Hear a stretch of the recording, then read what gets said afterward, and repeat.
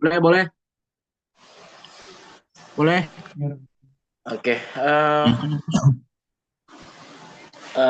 siang teman-teman semua di sini udah bergabung bersama kita. Ada dari teman-teman dari Bali, ada teman dari Mam, dan juga ada satu ada eh, Baram, Bali, dan juga Ada ini kan dari sini. Maluku ya. Belum suara. Maluku ya satu lagi ya. Belum suara. Iya. Ya, ini di nanti di sini kita formatnya akan ada teman-teman dari Lokataru yang akan memberikan apa namanya pengantar ya, pengantar Oh. untuk nanti dari teman-teman lain kita bisa memberikan tanggapan atau juga dapatkan informasi atau juga update dari daerahnya masing-masing. Di sini dari Bali ada Vito, ada Don, ada Halo, di Bang. dari Mataram itu ada Ali ya yang nanti bakal memaparkan ya. Ya, siap, Yang Bang. menangkap ada Ali dan juga yang dari eh, Maluku itu ada Nabil ya atau nah itu sedangkan untuk yang pemaparan di diskusi ini akan ada Fahrul. Halo Rul, udah siap Rul?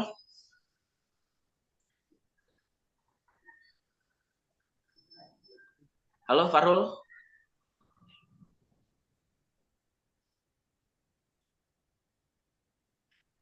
Ini sepertinya dia lagi ada kendala. Buat pengantar juga nih teman-teman kemarin Lokataru dan juga beberapa organisasi masyarakat sipil melaksanakan demonstrasi terkait dengan penolakan revisi dari KUHAP yang sekarang sedang digarap yang dianggap masih memiliki masalah dari dalam hal partisipasi publik. Bagaimana kemudian publik uh, dirasa oleh teman-teman yang kemarin melakukan aksi itu belum mendapat atau juga belum maksimal gitu pelibatannya berkaitan dengan dari mulai perencanaan, dari mulai draft gitu dan sekarang bahkan sudah ada dimnya nih, dimnya yang kemarin uh, masa aksi bakar di depan DPR. Tapi ini sebelum ini uh, Chan si ini Fahrul yang ini ya, yang maparin.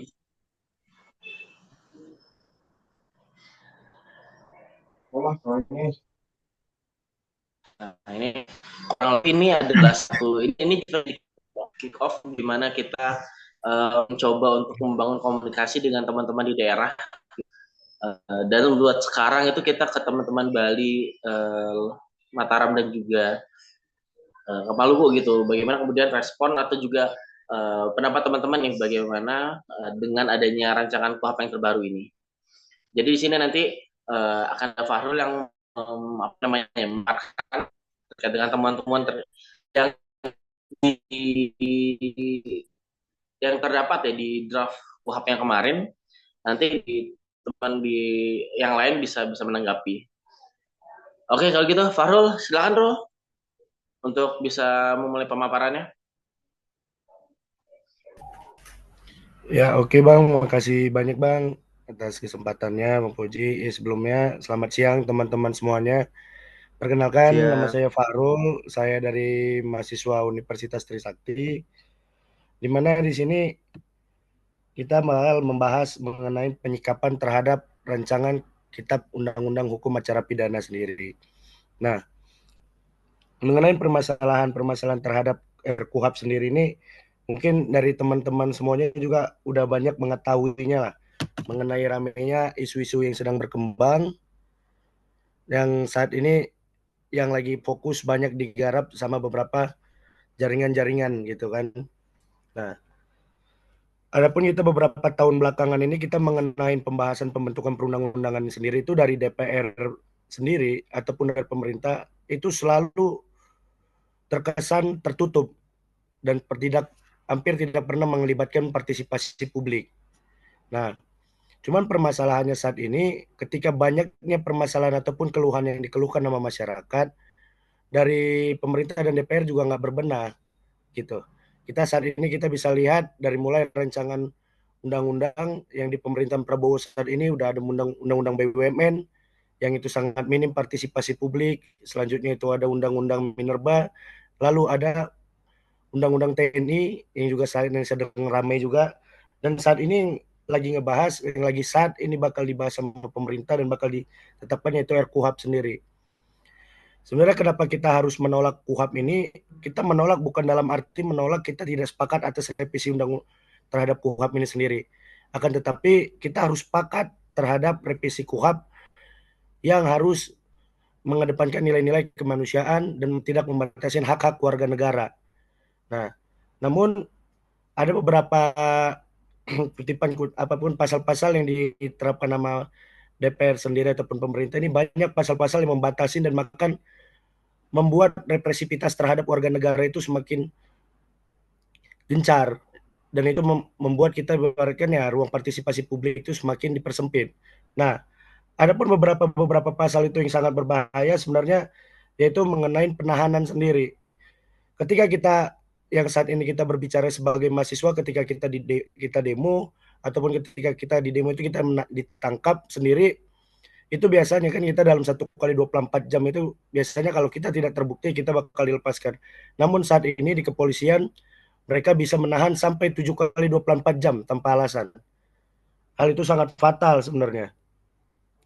Itu yang harus ibaratnya kita tolak hal-hal seperti itu. Nah kemudian ada itu pun ada kedudukan penyidik. Nah, di mana di dalam pasal 7 ayat 5, pasal 25 ayat 5, pasal 87 ayat 4, pasal 92 ayat 4 ini menjelaskan mengenai kedudukan penyidik non-Polri. Nah, di KUHP yang lama, penyidik sendiri yaitu semuanya di bawah koordinasi Polri. Dikecualikan yaitu KPK, Jaksa dan TNI AL. Akan tetapi saat ini di RKUHP yang baru malah konotasi TNI AL itu diganti menjadi TNI. Itu yang sangat berbahaya sebenarnya teman-teman. Nah, TNI sendiri kita bisa lihat TNI sudah mulai masuki ruang sipil, TNI sudah mulai melakukan tindakan represif yang mulai ditunjukkan oleh mereka. Hal ini ada kaitannya dengan undang-undang TNI. Kenapa TNI diperluas ruangnya di publik dan dipermudah melalui KUHP. Jadi dalam konotasinya TNI ini nantinya bisa jadi penyidik. Itu sangat berbahaya. Nah, maka dari itu sebenarnya kita ini kalau perihal KUHP sendiri kita sangat berbicara tentang kehidupan masyarakat, di mana KUHP ataupun pidana sendiri sebenarnya kan sebagai ultimatum remedium. Dia bukan jadi upaya ibaratkan pidana itu bukan jalan satu-satunya. Pemenjaraan itu bukan jalan satu-satunya. Cuma pidana itu opsi paling akhir. Namun banyak beberapa ketentuan-ketentuan dalam KUHP ini malah membuat kita ini ibaratkan ya memang harus dipidana gitu. Nah, selanjutnya teman-teman itu ada mengenai upaya paksa. Nah, upaya paksa ini juga sangat berbahaya. Jadi polisi ataupun apa itu dia bisa melakukan segala sesuatu yang dianggap mereka itu subjektif. Pandangannya itu subjektif. Jadi tidak ada kewenangan ataupun aturan yang mereka bakal tetapkan gitu. Jadi seandainya polisi bisa melakukan penyadapan, polisi bisa sesuka hatinya melakukan represivitas terhadap kita itu. Karena kita tanpa dengan memakai KUHP lama di mana itu tidak diaturnya mengenai penyadapan sendiri, yang harus penyadapan boleh dilakukan ketika ada putusan pengadilan, namun itu aja masih sering kita lakukan terjadi penyadapan terhadap teman-teman semua ataupun teman-teman jaringan semuanya. Nah, hal ini makin diperparah jika di KUHP penyidik itu bisa sewenang-wenang dengan tafsiran mereka, di mana tafsirannya itu tidak dibatasi, tafsirannya itu subjektif, sangat-sangat subjektif itu. Nah, kemudian yang bisa kita bilang bahwasanya saat ini saya mungkin memaparkan hanya sedikit, bahwasanya nanti saya pengen dengar juga dari pandangan-pandangan dari teman-teman dari berbagai daerah ini. Kita ini dari teman-teman dari UNRAM ya, dari Mataram, Udayana. Nah, pengen kita coba untuk gimana kita ngambil sikap terhadap hal-hal itu. Karena saat ini partisipasi publik yang dibawakan oleh DPR maupun pemerintah itu hampir tidak ada. Mereka malah dibilang menekankan bahwasanya seharusnya meaningful participation, akan tetapi mereka malah meaningful manipulation. Nah, hal itu sebenarnya yang harus kita tekanin. Mereka ini melibatkan partisipasi publik, mereka partisipasi publiknya terhadap apa? Siapa yang mereka anggap sebagai partisipasi publik tersebut? Apakah teman-teman yang di daerah ini dilibatkan? Kan belum tentu. Siapa mereka? Apakah DPR itu menyusun KUHP ini datang ke daerah, datang ke setiap sejarah penjuru seluruh Indonesia? Tidak, mereka hanya menunggu. Nah, jadi kita saja yang teman-teman yang di Jakarta terkadang pengen mengakses pembentukan perundang-undangan tersebut agak susah, teman-teman. Apalagi teman-teman yang di daerah, kita pengen mengakses daftar inventaris masalah dari pembentukan undang-undang, kapan pembahasannya, kapan RDP-nya, itu kita sangat susah untuk mengaksesnya. Namun kita itu ketika kita selalu ngebenturin kita ke MK, kita selalu dibilang jika tidak senang dengan undang-undangnya, silakan diuji di MK. Akan tetapi ketika kita diuji di MK, kita selalu dibenturin dengan legal standing. Pemerintah dan DPR tidak pernah membahas ataupun membantah poin-poin yang kita buktikan di pengadilan di MK. Mereka itu hanya berbicara bahwasannya kita ini sebagai penggugat tidak punya legal standing, tidak bersifat aktif dalam pembentukan perundang-undangan. Pertanyaannya, kita gimana pengen bersifat aktif dalam pembentukan perundang-undangan jika kita tidak tahu ini undang-undangnya kapan dibentuk, kapan dibahas. Itu. Nah, di Jakarta sendiri baru kemarin itu juga udah mulai banyak dan udah mulai masif membangun jaringan untuk melakukan penolakan KUHP ini sendiri. Dimulai kemarin itu dari Lokataru salah satunya, kemarin dengan beberapa jaringan mahasiswa melakukan pembakaran terhadap daftar inventaris masalah dari draft RKUHP itu sendiri. Kita ke DPR, saya bersama teman-teman Lokataru ke DPR ingin menyerahkan itu tawaran, kita dibatasin sama DPR. Sama Pamdal kita dibentrokin, sama aparat kita dibentrokin. Kita tidak dikasih akses akan hal itu. Nah, mungkin tujuan kita di sini adalah nantinya bisa merajut jaringan-jaringan di mana kita semakin kuat, semakin masif untuk menolak KUHP ini.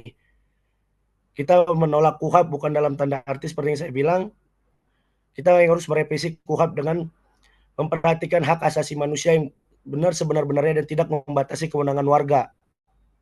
Itu. Nah, di Jakarta sendiri udah mulai ada pembahasan di mana kita gimana membahas skema-skema penolakannya yang mungkin nanti bisa kita replikasi dengan teman-teman daerah juganya. Salah satunya udah ada muncul pembahasan ketika kita demo di DPR, ketika kita demo di kantor pemerintahan, kita ini selalu ditolak, teman-teman. Kita ini selalu nggak pernah didengarkan. Bisa dihitung dari ratusan jumlah kita demonstrasi, banyak, kita hanya beberapa yang memenangkannya. Makanya dari itu kita pengen coba merubah pola-polanya sebenarnya. Dari DPR sendiri ini merupakan dari representasi dari beberapa parpol. Dari hampir seluruh parpol di Indonesia. Nah, mungkin dari teman-teman nanti kita bisa menyamakan semuanya, bentuk gambaran hal apa sih yang bakal kita buat sendiri. Seperti misalnya di Jakarta ada termuncul ide di mana kita coba membagi badan untuk mendemoin setiap kantor-kantor parpol. Jadi kantor-kantor parpol itu kita dudukin untuk mendesak mereka menolak akan hal itu.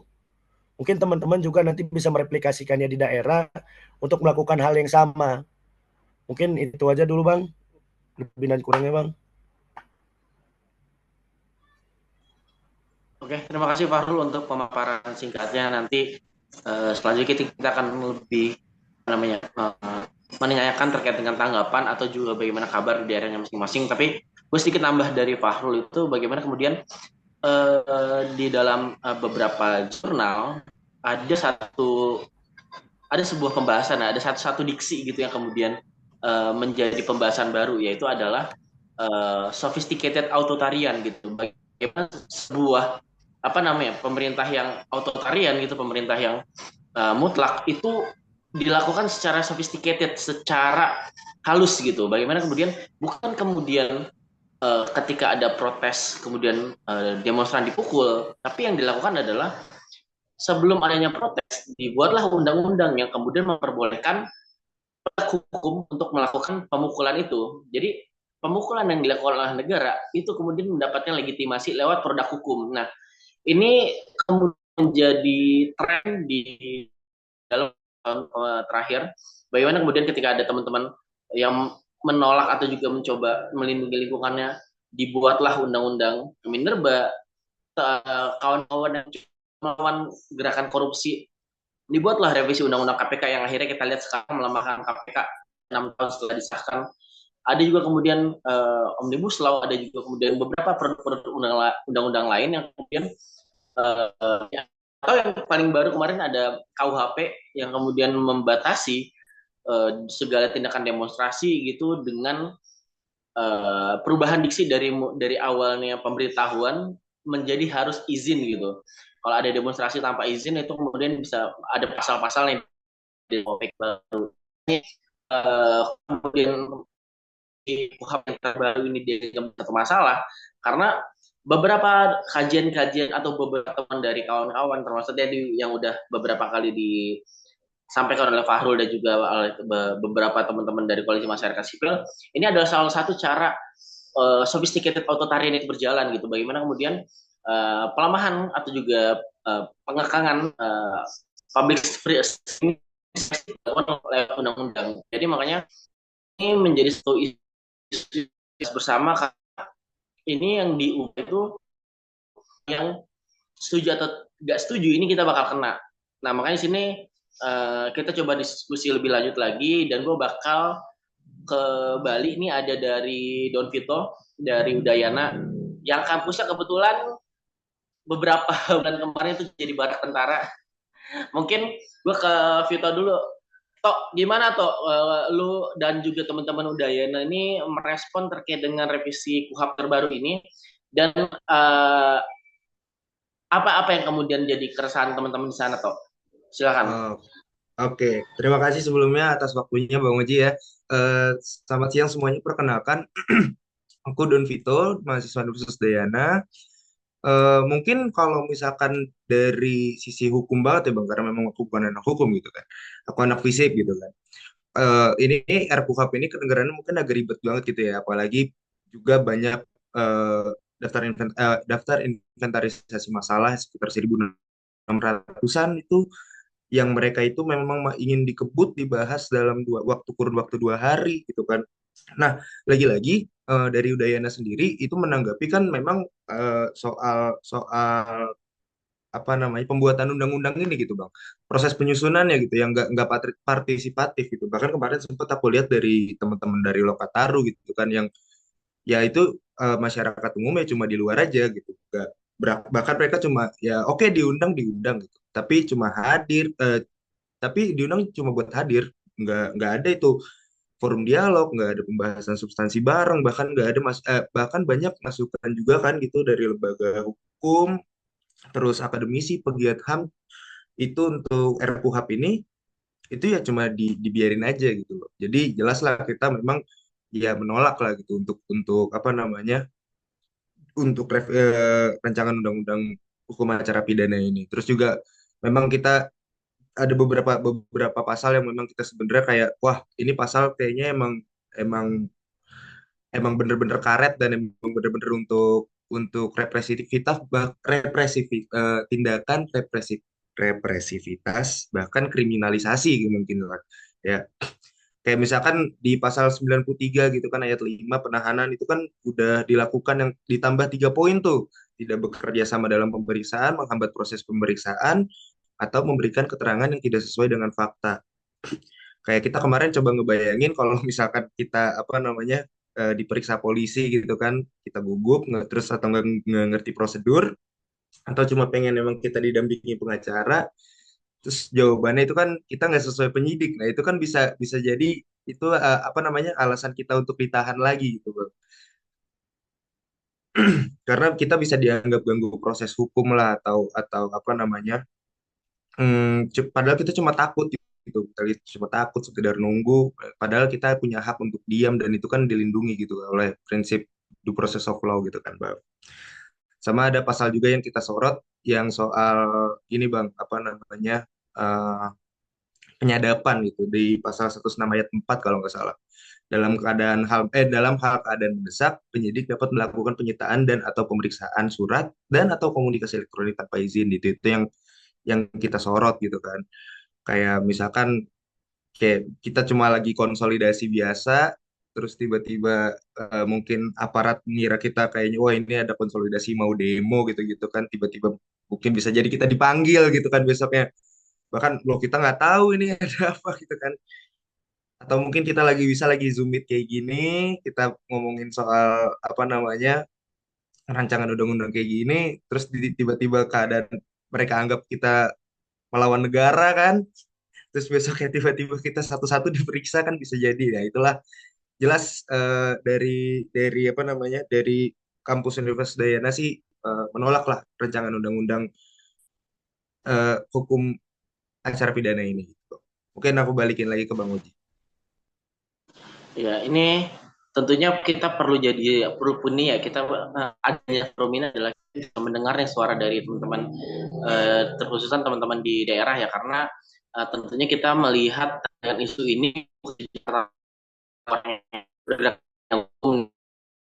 itu yang anak fisip terdampak, karena yang dikatakan apa sih namanya hukum itu adalah berlaku bahkan ketika kita tidak mengetahuinya. Jadi ketika hukum ini sudah disahkan, mau itu nanti anak hukum, anak ekonomi gitu, dia pekerja kasar, dia pekerja apa namanya pekerja kantoran, agensi dan segala macam, ini bakal terkena juga karena di dalam pasal ya cuma mencakup kepada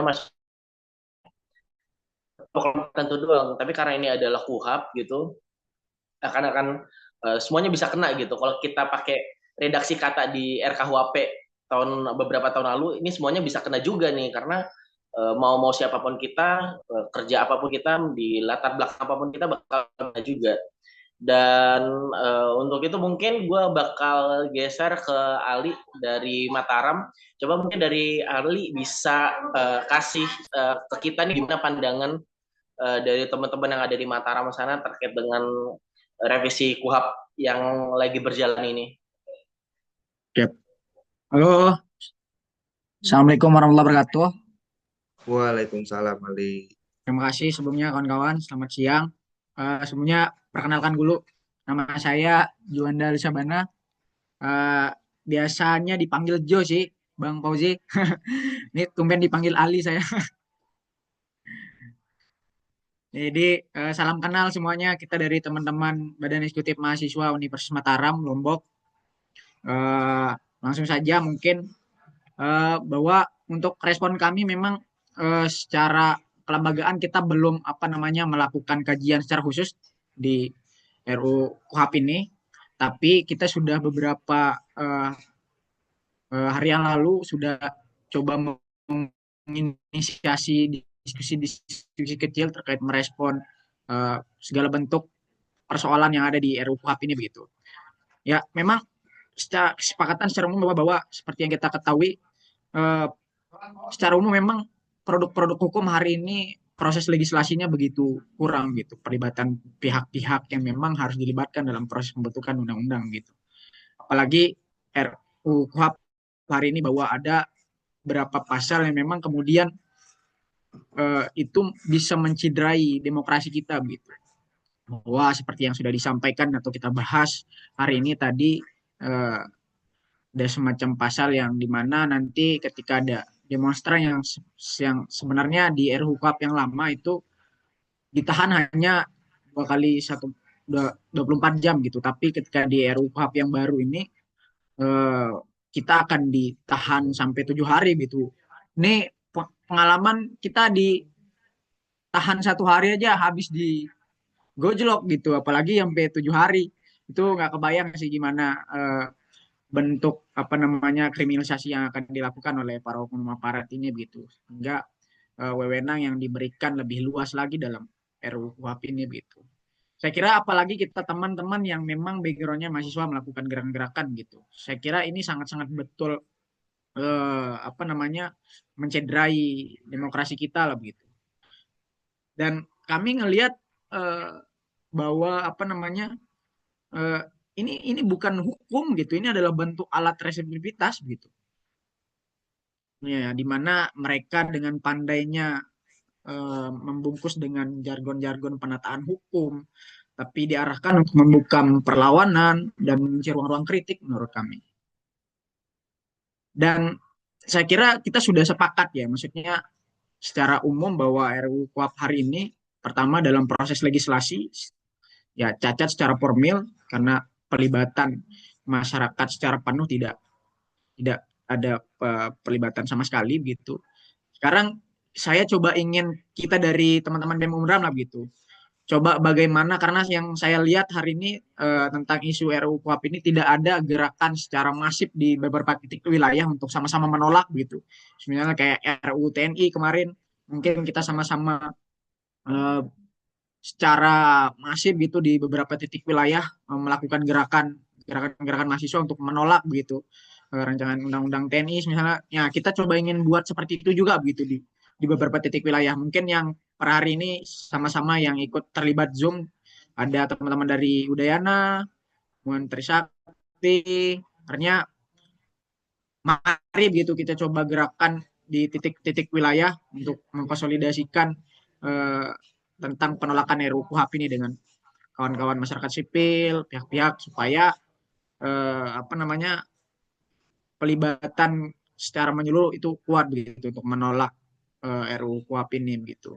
Itu dia sih yang kita pengen teman-teman yang ikut terlibat di Zoom hari ini bahwa sekarang kita mungkin coba mari fokus untuk melakukan gerakan-gerakan massa di beberapa titik wilayah untuk bagaimana bisa secara masif uh, melakukan gerakan untuk menolak rancangan kitab undang-undang hukum acara pidana ini.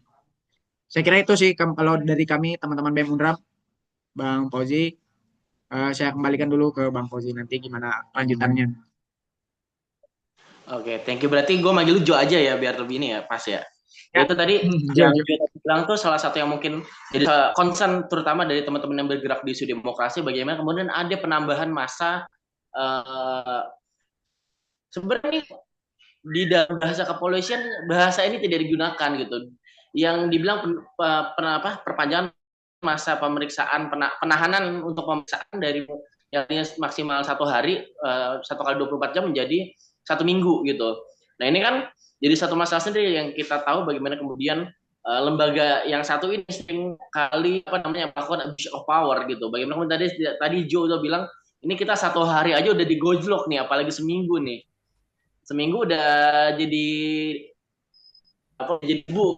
Jadi kayak di sini jadi ada satu concern juga bagaimana kemudian dalam pandangan beberapa lembaga revisi KUHP ini menjadikan polisi di lembaga superpower di tengah-tengah banyaknya kritikan yang dialamatkan kepada kepolisian bagaimana kemudian abuse of power gitu, penyelewengan penyelewengan wewenang gitu, atau bahkan di beberapa kasus sampai ke titik sampai extrajudicial killing. Ini lembaga dengan masalah seperti ini apakah kemudian bisa kita tempatkan menjadi satu lembaga superpower dengan beberapa kasus-kasus yang menurut lainnya. Dan mungkin itu gue balik lagi ke Fahrul. Lu ada yang mau tambahin lagi gak nih terkait dengan tadi atau juga menanggapi respon dari teman-teman tadi, ada dari Lombok nih, ada dari Unram, ada dari Udayana Bali. Dari lu sendiri ada yang mau nambahkan ya, Rul? Oh, ada Bang, mungkin dari beberapa teman-teman juga kan ada yang tentang kekhawatirannya lah kenapa ini belum ada gitu gerakan-gerakan ataupun masif kan dari semua masing-masing wilayah ataupun terkhususnya di Jakarta. Sebenarnya kalau di Jakarta sendiri ini lagi sedang dibangun gimana caranya untuk kita memasifkan. Kita juga di Jakarta bukan berarti namanya gerakan kita bukan terpatron kita ke Jakarta. Inilah makanya kita pengen ke daerah-daerah. Ya kalau bisa kita teman-teman setiap di daerah-daerah, tadi ada yang di Bali, ada yang di Taram, ada yang di Maluku. Itu kita coba nanti untuk kita masing-masing bangun jaringan. Karena ini memang beneran Bang, benar-benar permasalahannya benar-benar luar biasa di KUHP ini. Mereka bilang sudah melibatkan meaningful partisipasi, cuman banyak juga beberapa masukan-masukan dari orang yang diundang datang ke sana, mereka tidak masukin, itu Bang. Nah, ditambah lagi itu kan juga adanya penambahan yang semakin super power, sepakat dengan yang dibilang Bang Koji tadi. Ini instansi yang kerap sekali melakukan kesalahan. Instansi ini seharusnya diberikan pengawasan yang ketat, bukan malah perluasan kewenangan. Di mana itu ada di pasal 16 RUU KUHP itu juga dibahas bahwasanya polisi itu bisa menyamar, beli barang ilegal, bahkan kirim barang ke rumah gitu, tanpa izin dari pengadilan. Berarti dalam tanda kutip, ketika mereka berdasarkan kategori dari kepolisian ini berbahaya, itu tadi kan subjektif. Kita bisa dijebak, bisa dikriminalisasi. Apalagi kita yang demonstran, teman-teman mahasiswa yang demonstran, bisa aja nanti di rumah dikirimin narkoba, dikirimin apa semua segala macam, tiba-tiba ditangkap. Itu yang sangat berbahaya sebenarnya kan, Bang. Nah, makanya kalau dari kami sendiri udah mulai ada pembicaraan di Jakarta untuk teman-teman semuanya. Ya seperti yang saya bilang tadi, coba kita replikasi bareng-bareng, kita serentak semuanya gerak, di mana coba kita memperbarui pola gerakannya.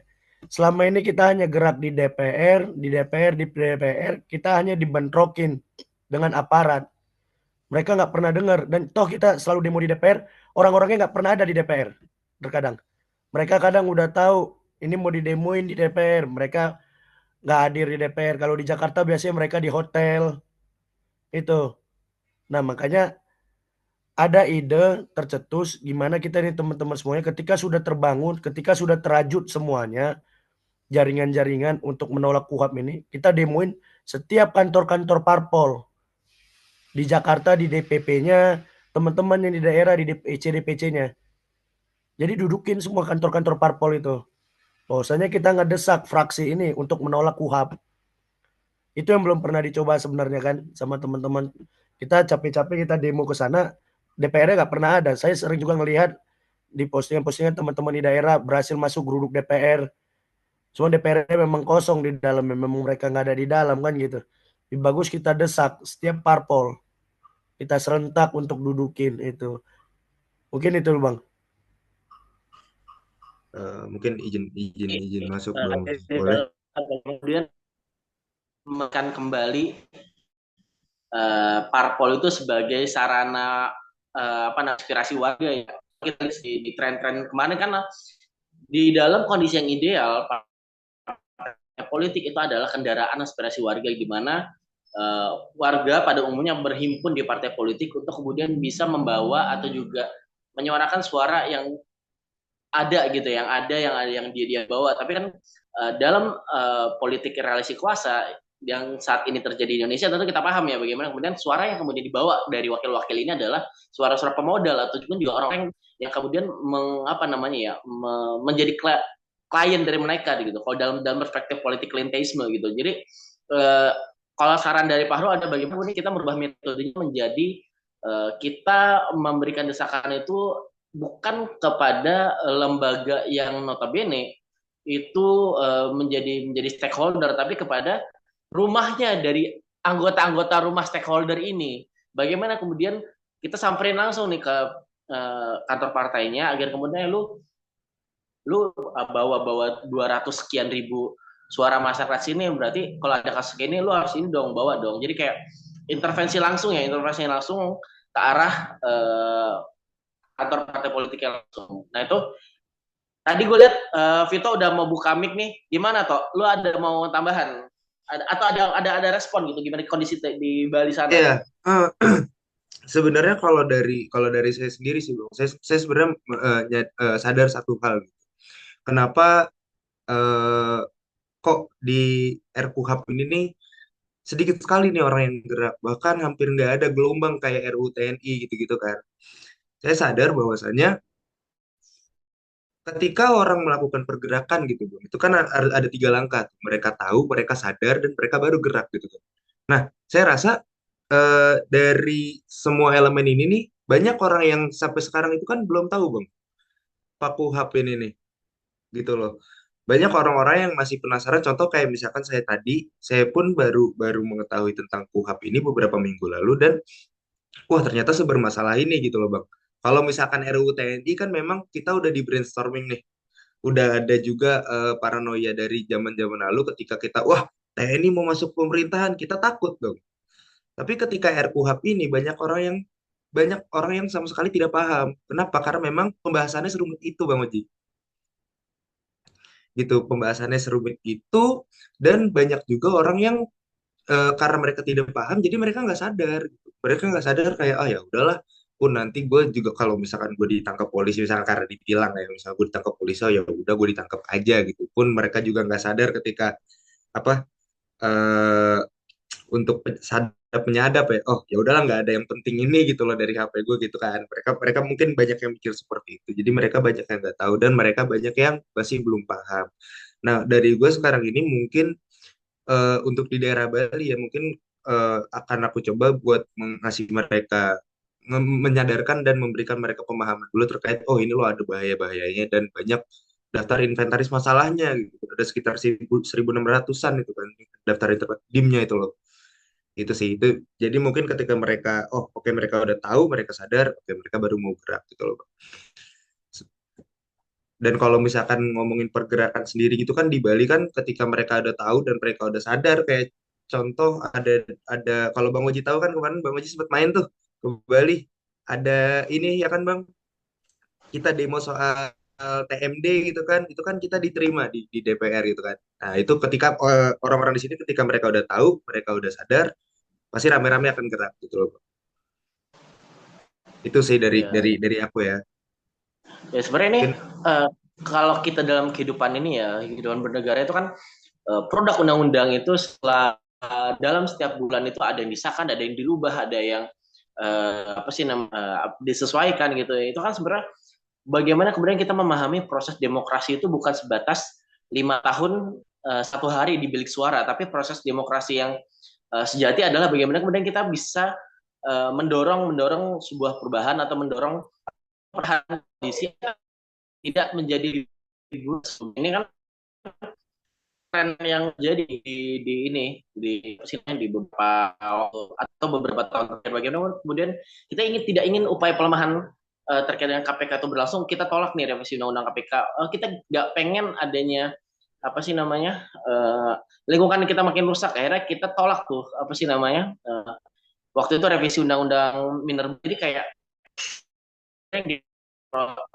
bentuk demokrasi aktif gitu. Cuma milih siapa yang bakal apa namanya jadi presiden atau milih siapa yang bakal jadi orang yang kemudian akan menjalankan pemerintahan tapi bagaimana kemudian kita bisa mengawasi atau juga mendorong sebuah nilai dan perubahan itu sendiri. Ini sepertinya sudah bergabung bersama kita ada Sakinah Kasurian dari Universitas Unher ya.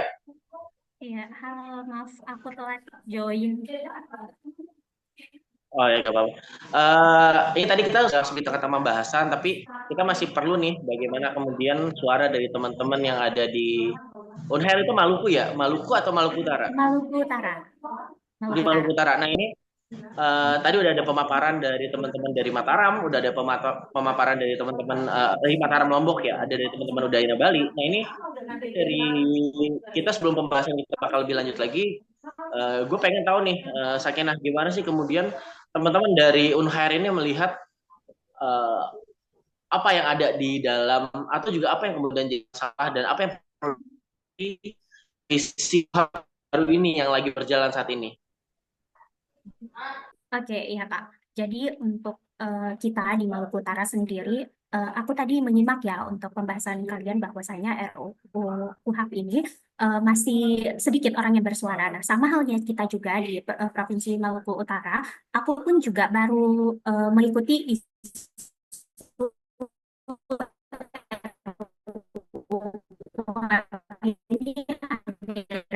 ini. Nah, mungkin aku lihat juga ya populer ya untuk yang mempublis untuk pembahasannya atau mungkin pembahasannya yang masih baru. Jadi sorry, apa udah terdengar Putus jelas? tadi. Ya ada suara. Oke, Sekarang oke, udah. oke.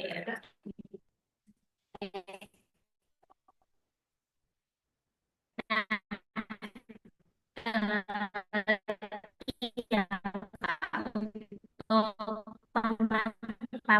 dengan situasi di Maluku Utara sendiri, kita perkembangan isu di sini masih minim diakses ya, karena isu ini juga baru aku tahu juga ya tiba-tiba sudah dibahas, dan draft yang aku baca di versi 231 halaman yang aku baca, yang sempat aku baca sekilas.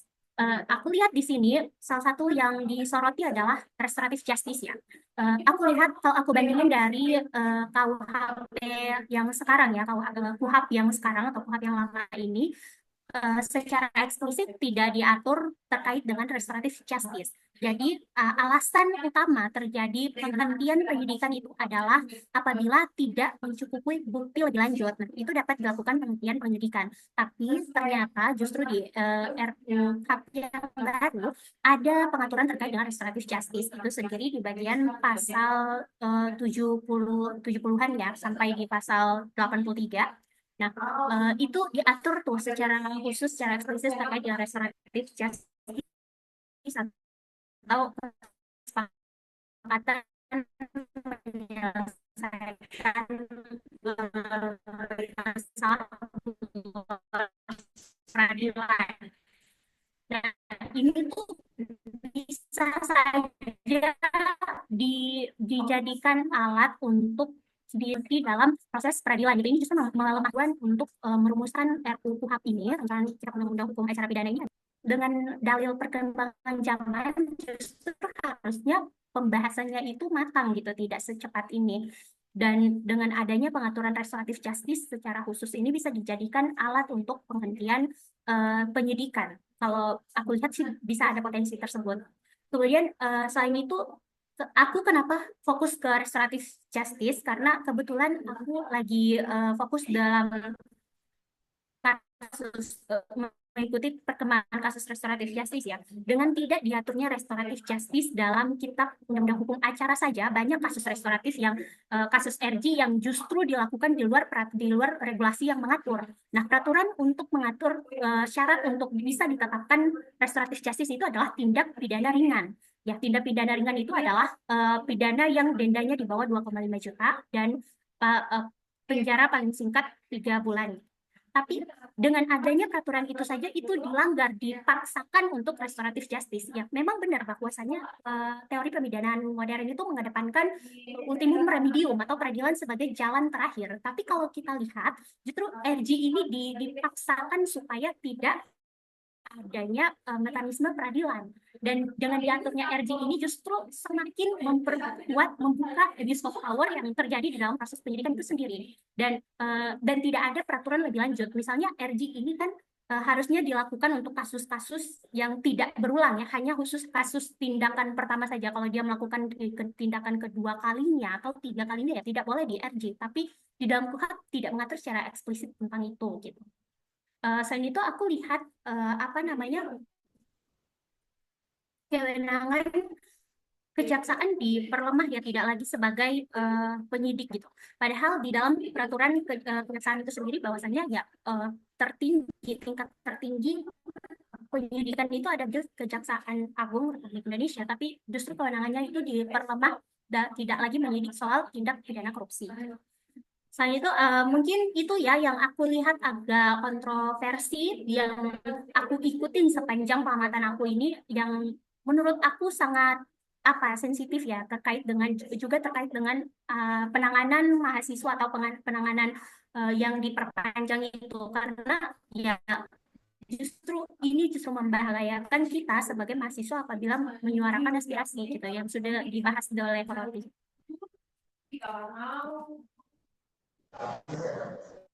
Itu tadi menarik banget ya, gimana kemudian dari Sakina itu menyoroti terkait dengan restoratif justice, bagaimana kemudian awalnya spirit dari restoratif justice itu adalah penyelesaian satu pasal hukum itu tidak selalu berujung pada bisa berujung pada pengadilan, tapi juga bisa dengan hukum-hukum lain, dalam artian bisa dalam hukum adat, bisa dalam hukum-hukum masyarakat gitu, atau juga bagaimana adanya kebijaksanaan atau kearifan gitu dari orang-orang yang terlibat di dalam satu kasus untuk kemudian bisa menyelesaikan masalah itu di luar masalah hukum, di luar proses pengadilan. Tapi justru dengan diaturnya ini kan jadi semacam kalau tadi gue jadi terpatik banget nih yang tadi Sakina bilang, ini justru malah jadi celah adanya penyalahgunaan gitu. Bagaimana kemudian restorasi justice ini digunakan apa namanya hukum gitu, hukum dengan tentu gitu, karena uh, bakal menjadi apa namanya bakal menjadi celah gitu. Bagaimana kemudian penegak hukum itu menggunakan apa namanya kekuasaan dia untuk kemudian melihat oh ini bisa nih pakai restoratif justice nya, oh ini nggak bisa nih, padahal sebetulnya bukan di situ poin utama dari restoratif justice. Kesannya kalau dari kalau misalnya dari teman-teman di Maluku sana masih satu sih terkait dengan masalah dari revisi KUHP ini. Kalau berarti yang akan dilakukan ke depan apa nih? Kalau tadi kan dari Bali tuh ada Vito bilang kalau misalnya mau buat ada publikasi dan segala macamnya. Apa nih kemudian yang dilakukan, yang akan dilakukan teman-teman yang ada di Maluku sana, Maluku Utara sana terkait dengan isu ini? Apakah mau langsung aksi aja tuh kayak kemarin anak-anak Lokataru tuh gak pakai konsolidasi langsung aksi gitu, atau ada semacam konsolidasi yang akan dibangun ke depannya di Maluku Utara sana?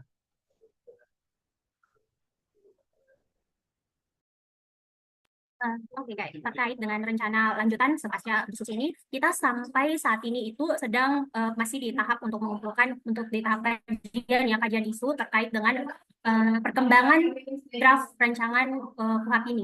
Jadi mungkin setelah ini ke depannya kita akan membentuk aliansi kali ya untuk mengkaji lebih dalam terkait isu ini dan juga mengikuti perkembangan zaman yang perkembangan pembahasan yang lebih spesifik lagi. Soalnya saat ini aku cek karena aku di mahasiswa dan juga sempat dekat juga dengan teman-teman BEM, aku HMI juga, dan ternyata kita belum mengcover lebih lanjut terkait dengan isu ini karena memang sangat baru. Jadi aku cek di teman-teman itu hanya beberapa, aku salah satunya dan beberapa teman-temanku yang ternyata kita hanya sedikit untuk yang mengikuti perkembangan kasus ini. Jadi mungkin kedepannya aku akan bersama teman-teman supaya bisa lebih mengikuti, mengajak mereka untuk supaya bisa lebih mengikuti perkembangan dari rancangan Undang-Undang KUHP ini sendiri. Jadi seperti itu. Ya terima kasih Sakina. Ini jadi satu-satu mungkin teman-teman di daerah banyak mengalami juga bagaimana kemudian si itu menjadi hal yang bisa tahu semata-mata oh ini dari Jakarta bahas isu ini dilempar ke daerah terus kemudian daerah mengikuti, itu kan bottom up ya, tapi distribusi informasi dalam hal ini adalah bagaimana juga kita bisa mengetahui atau juga memahami bagaimana keresahan teman-teman daerah, dan itulah makanya kita melakukan sesi Zoom ini untuk kemudian kita bisa tahu dari utara dari Lombok sudah sampai mana terkait apa yang mau dilakukan gitu, dan sekiranya apa yang kita bisa majukan bareng gitu. Jadi di sini bukan kemudian itu kan sebenarnya penyakit gerakan kita beberapa tahun ya, Musa, semuanya itu berasal awalnya dari Jakarta terus kemudian dilempar ke daerah-daerah lain, tapi ini yang mau kita coba agak geser gitu, bagaimana kemudian yang ini kita bisa gerak bareng gitu. Dan tadi Sakinah mengatakan kalau di Maluku Utara akan mulai mengkonsolidasikan. Vito tadi dari Bali bilang akan mulai mempublikasikan gitu terkait dengan informasi-informasi terkait dengan apa hal yang bermasalah di rancangan KUHP ini. Dari teman-teman Lombok sendiri gimana melihat ini, karena Lombok kan kalau gue gak salah itu menjadi salah satu daerah yang lumayan agak chaos ya setahun belakangan ini ketika di gawat darurat dan juga Indonesia gelap. Nah ini chaos itu dalam artian penanganan demonstrannya, penangkapan dan segala macamnya, dan itu mungkin dengan KUHP ini bakal ada satu eskalasi ancaman sendiri nih teman-teman di sana. Dan untuk itu apa nih Li, yang mau kok Ali lagi sih, Jo dari teman-teman di Lombok apa yang akan dilakukan ke depan dalam waktu dekat ini? Sebentar ya, masih azan Bang. Oh, oke. Ya, jadi kita sambil nunggu Jo apa sih namanya, nunggu azan. Udah selesai. Oh, oke oke. Ya, jadi untuk kami sendiri di BEM Undram, alhamdulillahnya sejauh ini memang terutama BEM-BEM fakultas sudah banyak melakukan kajian secara komprehensif terkait RUU KUHP ini dengan melibatkan beberapa akademisi, kemudian organisasi-organisasi OKP itu sudah dilakukan secara masif. Artinya kami hari ini cuma pengen bagaimana gerakan kita ini struktural begitu, supaya nanti bisa meledak gitu. Beberapa di titik wilayah pun di pusat pun ikut bergerak bersama-sama gitu. Itu dia yang kita ingin gitu di BEM Undram ini sendiri, supaya gerakan kita ini struktural dan masif di titik-titik wilayah pun tersebar gitu gerakan masa ini gitu. Sehingga mungkin mungkin Lokatarum bisa menjadi apa ya, semacam titik komunikasi gerakannya gitu di pusat gitu untuk bagaimana membangun strategi lanjutan. Nah, itu dia sih yang kita pengen.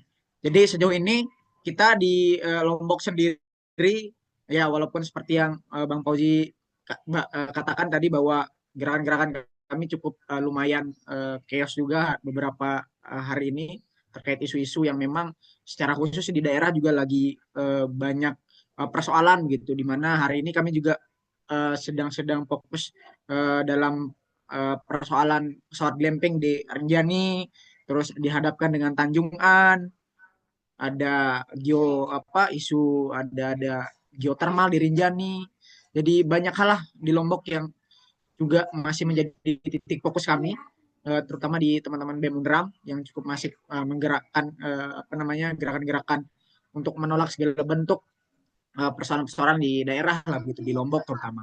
Jadi sekali lagi kami di BEM Undram menginginkan bahwa uh, kita coba membuat gerakan secara struktural, secara masif, dan supaya nanti gerakan untuk mengangkat isu RUU KUHP ini begitu meledak di publik begitu, sehingga publik pun mengetahui dan merasakan segala bentuk kontroversial dari RUU KUHP ini begitu, Bang. Saya kira itu sih kalau kami dari BEM Undram sendiri. Oke. Terima kasih Jo buat tadi nih terkait dengan apa yang akan dilakukan terkait dengan ya RKUHP ini. Dan gue balik lagi ke Fahrul. Rul, gimana kemudian lu melihatnya nih? Tadi kan lu sempat kayak bilang, oh nih kita bikin strateginya begini-gini. Nah, itu ada satu ini gak sih, maksudnya yang sesuatu yang kira-kira tuh bisa jadi, kan lu tadi udah kayak sempat kayak ngasih spotlight ya beberapa peraturan-peraturan bermasalah, dan lu bisa paparkan lebih banyak lagi gak sih beberapa poin-poin yang sekiranya itu bisa kemudian menjadi konten gitu. Kan tentunya kalau misalkan di Mataram lagi ini. Nah, dari pembacaan lu di dalam revisi apa sekiranya tuh Bang, pasal-pasal tuh yang bisa kemudian dipahami sebagai keresahan bersama teman-teman. Bang, mohon maaf Bang, putus-putus Bang. Kalau sekarang gimana? Suara gue jelas gak? Oh, udah jelas Bang. Bang, bisa gak lu kasih satu-satu daftar gitu pasal-pasal yang bermasalah yang menurut pembaca jadi keresahan bersama kita gitu, agar nanti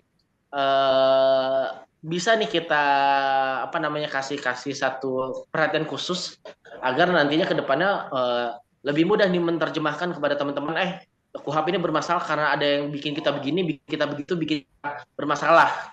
Coba gimana Rul? Mungkin gini Bang, sebenarnya kan dari catatan dari kajian teman-teman koalisi masyarakat sipil dengan beberapa jaringan juga sebenarnya kan memiliki lebih dari 34 catatan dengan permasalahan puluhan pasal sebenarnya kan Bang. Yang sebenarnya ini menarik sih tadi mengenai RJ juga tadi dipantik tadi sama dari teman dari Maluku itu. Sebenarnya RJ itu juga diatur dalam KUHP ini dia harus dilakukan di depan penyidik, penyelidik, dan penuntut umum, bukan di depan orang yang seharusnya ini RJ ini dilakukan di depan pihak yang netral gitu. Kenapa dilakukan di depan penyidik, penyelidik, dan penuntut umum? Sedangkan mereka ini semuanya punya kepentingan agar perkara ini lanjut. Itu yang sebenarnya memberatkan masyarakat. Kemudian ada di pasal mengenai advokat itu Bang. Itu ntar aku lihat di pasalnya, di pasal 32 mengenai apa namanya, pasal 32 dan pasal 31 ayat 1 mengenai kewajiban penyidik untuk memberitahukan seorang tersangka tentang haknya untuk mendapatkan pendampingan advokat itu malah dihapus. Nah, itu jadinya itu nanti kita ketika berurusan dengan kepolisian, teman-teman khususnya yang tadinya di daerah-daerah dan kita juga teman-teman mahasiswa yang di Jakarta, daerah semua sekalian, ketika kita berdemonstrasi, kita ditangkap, kita ini seharusnya ketika di BAP ataupun interogasi dengan kepolisian, kita itu memiliki hak untuk didampingin oleh sama advokat, pendamping hukum kita. Akan tetapi di pasal ini malah dihapuskan. Nah, hal ini sangat fatal sebenarnya, sangat rancu lah teman-teman semuanya. Seharusnya seseorang itu memiliki hak gitu kan untuk dia didampingin. Karena pun dalam hukum pidana juga sendiri kita mengedepankan asas bahwasanya praduga tidak bersalah terhadap seseorang itu. Nah, kemudian ada mengenai pasal di mana advokat itu ataupun pendamping hukum bisa mengintervensi penyidik ketika penyidik itu di KUHP lama itu kan ada itu pasal yang mengatur mengenai advokat bisa mengintervensi penyidik yang memberikan pertanyaan ataupun mengintimidasi tersangka kan gitu. Itu kan advokat diberikan kewenangan itu untuk mengintervensinya. Akan tetapi di KUHP ini dihapuskan. Itu benar-benar sangat fatal. Kita saja yang kadang didampingin aja kadang kayak kata masih dari Undram ini masih dipukuli kadang, masih digebukin, diapain semua segala macam. Apalagi nih konon kita ini semuanya udah dihilangin. Jadi murni kita memang benar-benar dihadapin dengan negara, dengan represivitas negara tanpa ada memperhatikan hak-hak yang harusnya kita ini kita dapatkan gitu kan. Itu Bang. Terus ada juga mengenai pasal namanya 3 itu ada syarat kepangkatan, terus itu mengenai dari lembaganya itu kan mengenai syarat kepangkatan dari apa namanya penyidik. Nah, terus apa namanya pasal 8 ayat 3, pasal 20 kalau memang kedudukan penyidik Polri itu dia lebih tinggi dari penyidik non Polri. Pertanyaannya penyidik non Polri ini kan kedudukannya ini di bawah penyidik dari Polri. Apakah penyidik Polri ini bisa menolak kewenangan dari ataupun hasil penyidikan dari penyidik non Polri itu sendiri? Makanya itu sangat rancu tadi kan. Kemudian ada pasal tadi yang sudah saya jelaskan nih seharusnya itu mengenai kedudukan penyidik non Polri di bawah koordinasi penyidik Polri itu cuman ada beberapa pengecualian yaitu KPK dan TNI AL. Nah, TNI AL tadi yang sudah saya bahas bahwasanya diksinya malah dirubah TNI secara menyeluruh. Itu sangat berbahaya. Jadi kita di TNI itu masuk melakukan penyidikan terhadap kita. Bisa jadi terbentuk tim mawar. Cuman tim mawar ini dibentuk dengan legitimasi hukum, legitimasi KUHP. Itu yang sangat berbahaya sebenarnya. Kemudian di tahap penyelidikan di pasal 16 ayat 1 itu polisi diberikan kewenangan untuk melakukan pembelian terselubung, penyerahan di bawah pengawasan ataupun kontrol delivery, dan juga kewenangan investigasi khusus lainnya. Tetapi dalam RUU KUHP ini dia nggak diatur gitu mengenai prosedur dan mekanisme kewenangannya. Itu tadi yang saya bilang, teman-teman ini polisi bisa nanti bisa kita dikriminalisasi oleh polisi dengan kewenangan kepolisian yang sangat luas itu. Polisi bisa nanti tiba-tiba membeli barang, mengirimkan barang kepada kita, melakukan penggeledahan atau segala macam. Itu yang sangat berbahaya. Upaya paksa ini dalam artian konotasi polisi ini bukan untuk memerhatikan hak warga, bukan untuk menghilangkan kejahatan, memberikan rasa keamanan. Upaya paksa yang di dalam otak ataupun dalam kepolisian ini adalah upaya paksa gimana warga ini diintimidasi, warga ini direpresif. Itu. Sedangkan kita ya dengan kewenangan yang super power di kepolisian, dengan pendidikan mereka yang kita bisa bilang, ya kemarin sempat ramai bahwasannya dibilang anak SMA dikasih senjata, jadi begitu teman-teman. Dengan hal ini, dengan diberikan kewenangan ini, kita semakin terancam public space kita, ruang publik kita semakin terancam oleh mereka. Itu. Kemudian ada di apa namanya? Di pasal 27 itu penghentian penyidikan tidak lagi harus melalui penetapan hakim pengadilan negeri.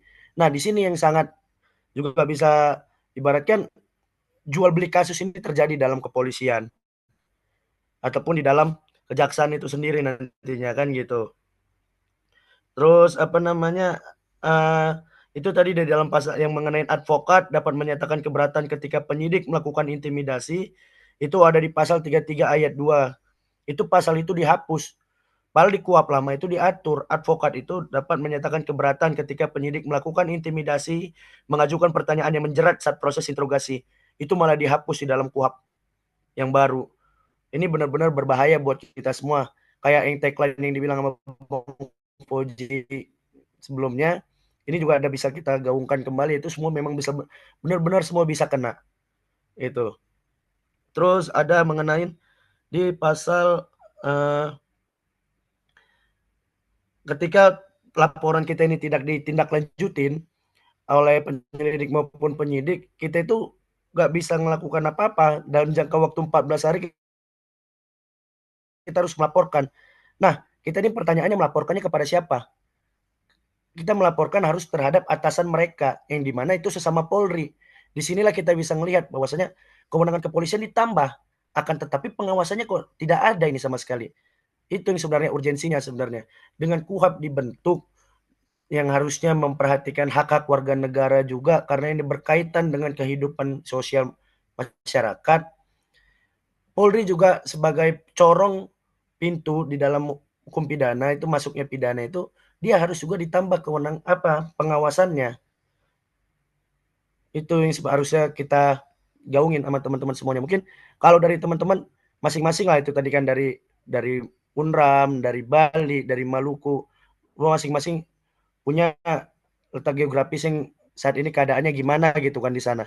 Ya saya sendiri juga udah ngalamin di sini, ketika di KUHP lama aja ini diatur loh mengenai gimana tata cara penyidik memberikan pertanyaan, nggak boleh mengintimidasi gitu segala macam, itu aja diatur di KUHP lama, mereka masih sering melanggar. Contoh kemarin tuh mungkin di teman-teman saya di Trisakti, mereka itu ditangkap. Nah, tetapi mereka itu banyak proses yang janggal sebenarnya. Tiba-tiba mereka itu dilakukan tes urin. Yang dimana coba dikorelasikan ketika kita aksi tiba-tiba dites urin. Yang tidak ada ditemukan barang bukti. Itu. Jadi memang polisi ini bakal mencari semua kesalahan-kesalahan itu untuk mengkriminalisasi kita. Itu. Jadi mungkin kita bisa bangun itu narasi. Bahwasanya polisi aja ini diatur dalam KUHP harus menindaklanjutin laporan dari masyarakat ini semua segala macam. Kenapa di KUHP yang baru ini nggak ada pembaharuan gitu?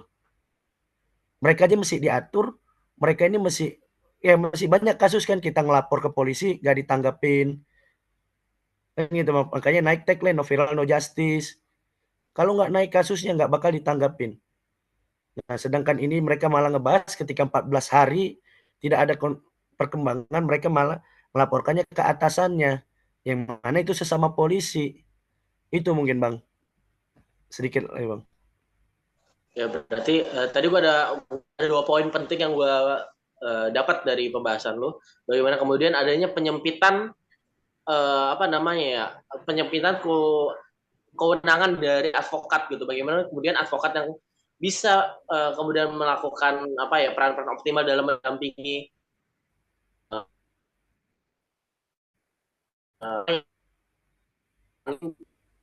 aturan terkait dengan interaksi tindakan dilakukan ketika wawancara gitu, itu dihilangkan. Itu juga tadi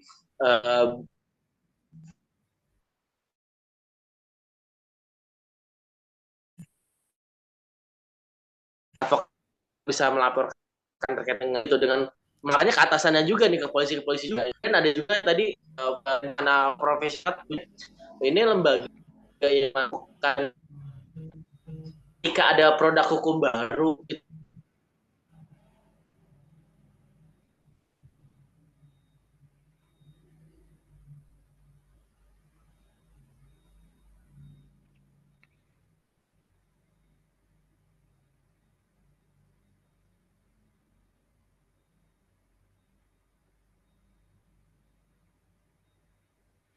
Nah, mungkin sembari nunggu Bang Fauji, ya saya mungkin sedikit nambahin Halo, lah. suara Ada gue nggak? mengenai ini Bang Fauji nih. Ya, nggak nih tiba-tiba keluar sendiri nih. Eh, eh, dari tadi yang saya lanjut lagi, poin kedua adalah bagaimana kemudian ini lembaga yang bermasalah ketika adanya pembaharuan hukum, bukan kemudian permasalahan itu yang coba diselesaikan gitu dengan cara misalnya ada pengawasan baru, ada peraturan baru yang kemudian membuat penyalahgunaan atau abuse of power oleh polisi bisa dikurangin. Ini malah ditambah kewenangannya gitu. Makin apa namanya membuka ruang penyalahgunaan itu terjadi. Jadi tadi itu dua poin yang gue bisa dapatin dari Fahrul, dan mungkin ini kita juga udah kurang lebih 1 jam kita berdiskusi, jadi kayak mungkin udah waktunya di akhir. Tapi sebelum gue nutup terkait dengan apa namanya Zoom kita terkait dengan revisi KUHAP yang sedang berjalan ini, gue pengen dapat satu closing statement dari masing-masing pemapar dan juga penanggap teman-teman di sini. Mungkin gue bakal pertama-tama ke Vito. Tok, dari lu sendiri gimana Tok terkait dengan KUHAP ini? Oke, dari gue sendiri sih Bang ya, RKUHP ini itu ngasih kekuasaan besar Bang ke aparat. Banyak lembaga-lembaga penyidik itu jadi lembaga super body lah. Mereka kuat tapi tanpa apa namanya bisa nyadap tanpa izin hakim, nyita barang tanpa pembuktian kuat dan menahan orang hanya karena dianggap nggak kooperatif, Bang. Sementara hak-hak warga buat bela diri malah dibatasi di sini. Bahkan ketika warga mencoba menggugat aparat lewat pra peradilan, gugatan itu bisa gugur cuma karena penyidik nggak datang. Advokat juga dibatasi ruang bicaranya, dan proses hukum bisa dijalankan tanpa keterlibatan hakim independen sejak awal. Nah, karena di sini gue sebagai mahasiswa ilmu politik, Bang, gue tuh ngelihat RUHP ini bukan sekedar revisi teknis hukum acara pidana aja, tapi bagian dari kecenderungan yang lebih besar nih, gimana negara atau bahkan rezim itu membentengi kekuasaannya lewat hukum, Bang, lewat produk-produk hukum. Hukum yang hukum dalam demokrasi yang seharusnya membatasi kekuasaan malah justru memperkuatnya di sini. Tapi dalam draft ini hukum berubah fungsi nih. Lagi-lagi hukum berubah fungsi jadi tameng buat kekuasaan, bukan pelindung buat rakyat. Kalau gue sendiri kan juga bukan orang hukum lagi-lagi Bang ya. Gue sebagai mahasiswa ilmu politik, gue diajarin buat peka nih, buat tanda-tanda bahaya dalam sistem demokrasi kita. Nah, salah satu buat gue yang paling gue ingat, yang paling ngena ada dari buku How Democracy Dies. Mereka bilang demokrasi itu bisa pelan-pelan mati bukan karena kudeta, tapi karena hukum dipelintir buat ngebungkam oposisi dan melemahkan pengawasan, Bang. Nah, itulah yang gue lihat dalam RKUHP ini, Bang, sekarang. Bukan cuma revisi hukum acara, tapi strategi diam-diam buat ngebangun kekuasaan yang makin kebal nih, makin sulit buat diawasi, dan ya makin buat bertahan lama gitu kekuasaannya gitu. Gue percaya hukum yang adil bukan hukum yang berpihak pada yang paling rentan, bukan pada yang paling kuat.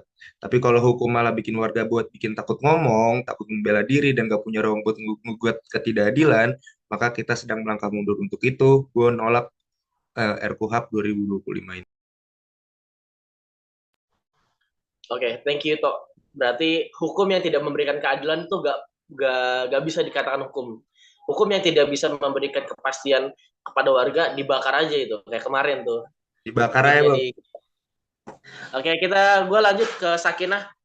Ken, gimana Kim? Statement lu terkait dengan revisi KUHAP ini?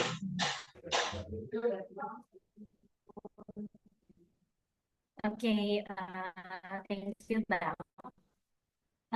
Mungkin untuk closing statement aku terkait dengan draft RUU KUHP ini yang dibentuk dengan alasan untuk menyesuaikan dengan perkembangan zaman, maka aku setuju jika untuk menyesuaikan dengan perkembangan zaman, maka untuk mengejar penyesuaian dengan perkembangan itu mestinya dilibatkan proses pembentukannya secara maksimal gitu, libatkan meaningful participation sebagaimana diamankan dalam regulasi pembentukan undang-undang di Republik Indonesia gitu. Jangan hanya karena apalagi ini terkait dengan hukum acara gitu. Hukum acara itu melibatkan banyak kasus yang proseduralnya diatur dalam satu kitab. Maka dari itu pembahasannya haruslah full mekanisme pengawasan dalam pembahasannya itu haruslah full dibahas secara maksimal, tidak secara tergesa-gesa. Selain itu, saya ingin mempertimbangkan ya bahwasanya dalam rancangan draft Undang-Undang Kitab Hukum Acara Pidana ini, Kitab Undang-Undang Hukum Acara Pidana ini tidak hanyalah mengedepankan keadilan restoratif, tolong dibedakan antara keadilan restoratif dan proses restoratif justice. Keadilan restoratif tidak hanya dipaksa, tidak hanya dilakukan dengan metode restoratif justice yang dipaksakan. Untuk itu, sebaiknya dalam proses pembuatannya ini dikawal lebih lanjut dan oleh DPR dan lain-lainnya itu tolong diperhatikan proses pembuatannya, tidak hanya dimaksimalkan proses yang mengedepankan mekanisme di luar peradilan saja, karena ini juga untuk memperkuat sistem peradilan atau sistem hukum di Indonesia yang dinilai makin lemah dan tidak sesuai dengan regulasi yang ada. Gitu. Apalagi kita secara nomenklatur kita adalah negara hukum yang berbasis demokrasi. Untuk itu, demikian aku mengkritisi draft ini untuk diperbaiki selebih maksimal lagi. Mungkin sekian dari aku.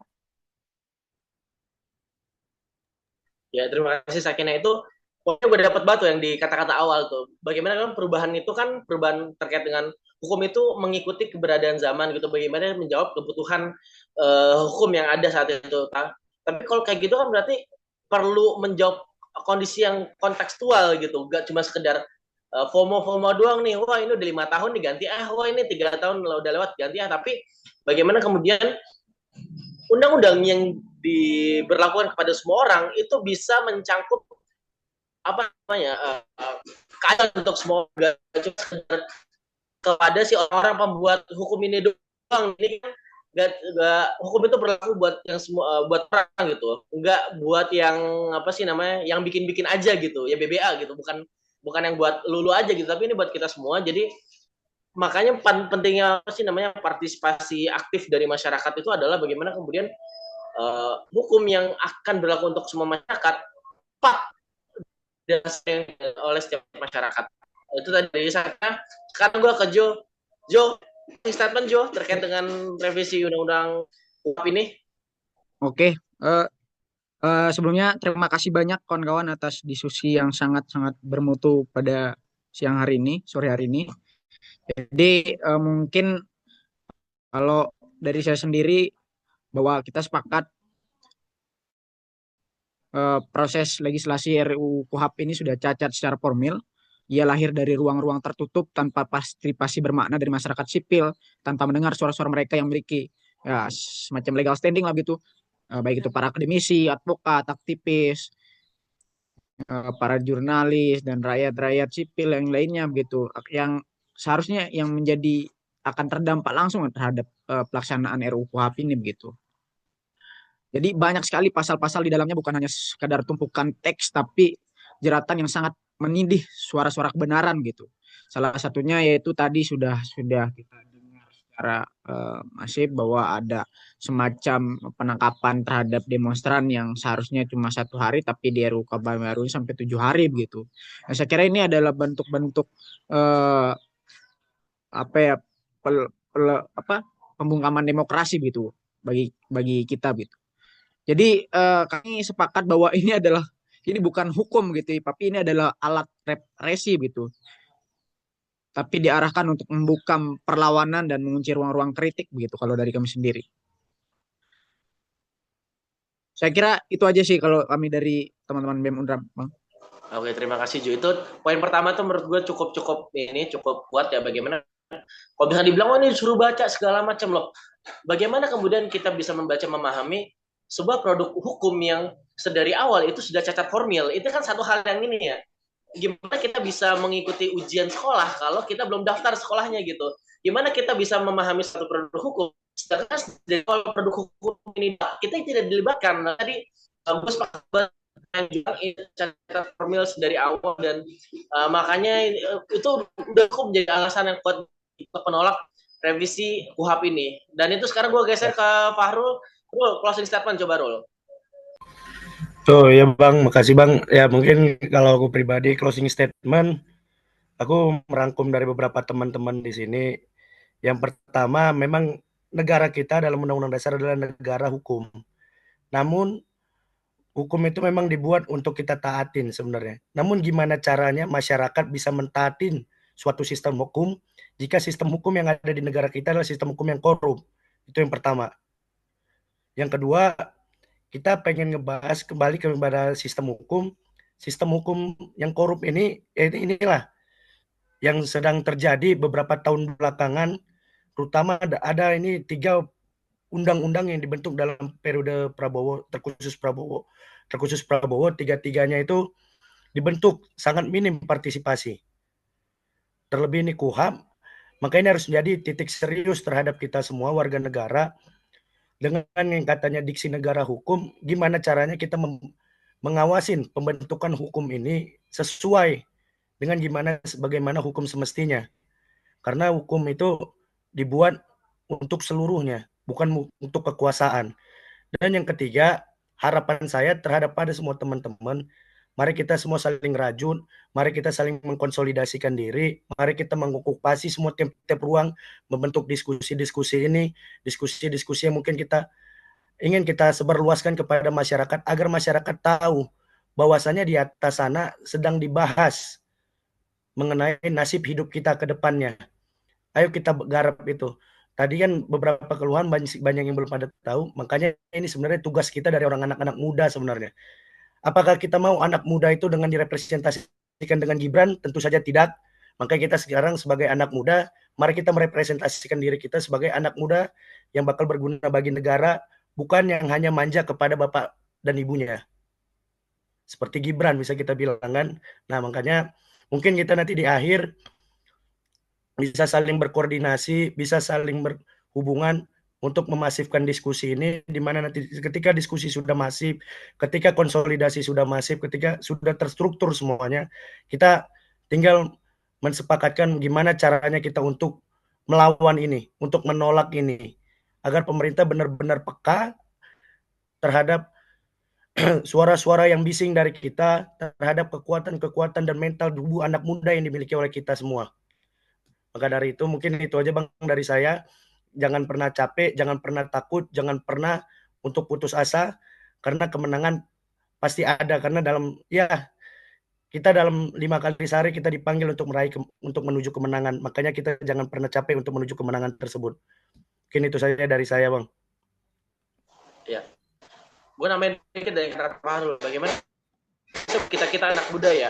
Kalau kita melihat produk hukum ini adalah produk-produk hukum yang dibuat oleh orang-orang dari masa lampau, oleh para orang-orang tua untuk diterapkan menanggapi karena dibuat secara kebut ya, untuk menjawab situasi saat ini, sedangkan akan berlaku untuk masa depan. Nah, otomatis dalam jangka panjang siapa kemudian orang yang paling terdampak atas perubahan-perubahan hukum yang tidak memberikan keadilan ini? Bukan orang tua yang membuat produk hukum itu, atau bahkan bukan untuk para anak-anak atau keluarga dari para orang tua ini yang membuat produk hukum itu tersebut, karena kita tahu di sini banyak kebal hukum, tapi yang bakal kena semua. Jadi untuk itu sekian untuk diskusi kita kali ini, dan kedepannya kita akan bertemu dalam sesi-sesi diskusi Zoom lainnya terkait dengan RKUHP ini. Dan sekian untuk pertemuan kita sore kali ini.